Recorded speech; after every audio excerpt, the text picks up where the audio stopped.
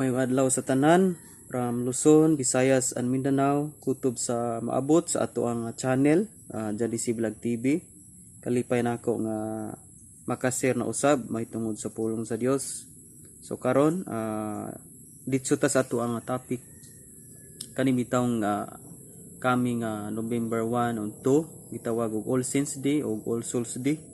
So atong pagisigutan kung unsa gyud senaryo, unsa gyud gisulti sa Biblia may tungod sa mga patay, o ato ba silang sulti-sultian, ato ba silang dalan dito o biko unsa pa nang gikinahanglan nila sa buhi pa sila, muna nga kinahanglan nga mususi tas kamatuoran or masayra nato kung tinuod ba gyud kini nga mga pagtulun-an karon nga mao'y sagad gisunod sa kadaghanan may tungod ani mga tradisyon o doktrina nga gitudlo usab sa mga kasimbahanan. So atong pasultion ng Biblia kung tinuod ba nga ang mga patay doon na pagyud sila gana nga mukaon o doon na bagi patay nga og dili sila dagutan, dili nimo sila haddan dito og mga pagkaon karong Nobyembre 1 ug 2 tinuod ba nga kalgon ka o buluson ka, padamguhan ka. So muni ato ang pagatukion tungod kay mostly daghan pa mga Kristiyano labi na mga born again nga bisan born again na sila apan na nag-apply paghihapon ni ining mga pagtulon-ana which is wala pa nila na tino gyud ayo o naabag gyud sa Bible gisulti bagyud kini. So atong hinumduman nga ang Biblia nagaingon nga kung masayod kamo sa kamatuoran, ang kamatuoran maghatag ninyo kagawasan. Diha makita kini sa Juan 8:32. So muna nga kinahanglan nga ato sang tinuon, ato sang sayron kung naabag gyud sa Biblia o naabag gyud sa pulong sa Dios ang ginatudlo karon. Ilabi na nining kapanahunan karon nato nga daghan na kayong mga doktrina, daghan na kayong mga pagtulon-an nga nigawas. Unya atong tinuon sa Biblia kung naabag yun siya. So karon atong isgutan ang senaryo sa mga patay nga unsa gyud ang ilang sitwasyon. Gisgutan kini diha makita sa Ecclesiastes chapter 9 verse 5. So akong bagabasahon Ecclesiastes chapter 9 verse 5. Matud pa dinhi and 5 and 6 di ang mga buhi na sayod nga mga matay sila apan ang mga patay wala na may baluan bisan unsa. Wala na sila mapaabot nga ganti kalimta na sila sa hingpit. Natapos uban kanila ang tanan nilang gugma, kasilag ug kaibog. Dili na sila makaapil sa kalihukan ining kalibutana.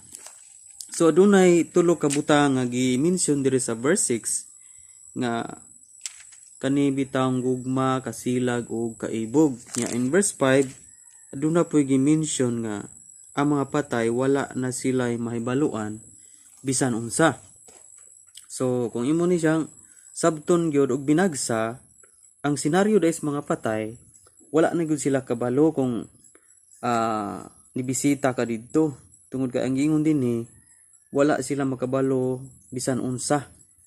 So wala na sila dili na sila makadungog kung imong istoryahan. Unya ang giingon diri wala natapos na kanila wala na nawala na ang gugma, kasilag ug kaibog. So dili tinuod nga ang mga patay kuno mukaon o mingawon pas mga pagkaon nga kanhi nilang sa buhi pa sila ginakaon nila. So kung dili daw nimo siya hatdan sa iyang ampay kayo nga pagkaon pagadamguhan ka og kalgon kanila. So ang uban pod kadaghanan pod sa mga tao is nanghadlok ini mga pagtulon-ana. That's why matag tuig ginahimo nila ang pagbisita ug paghatod og mga pagkaon sa minteryo. Pamasin nga dili sila pagakalgon ug dili sila samukon sa ilang pagkatulog. So ang Biblia igsuon klaro kayo nga gasulti ining atuang gidala nga teksto karon sa Ecclesiastes 9:5 nga natapos uban kanila ang gugma. O di ba?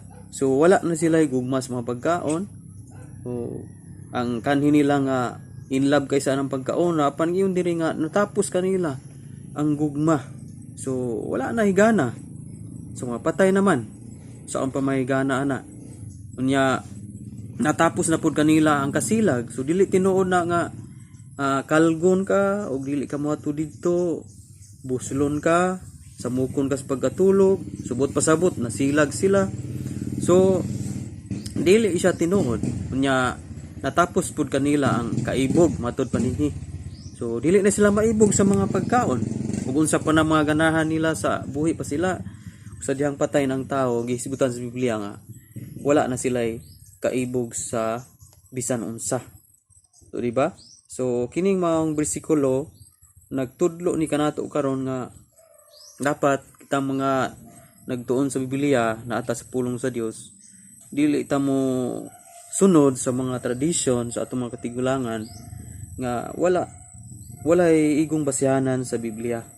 Tungod kay lisod kayo nga magpractice ta nga sukwahi sa gisulti sa pulong sa Dios. Wala tay igo nga pasukaranan.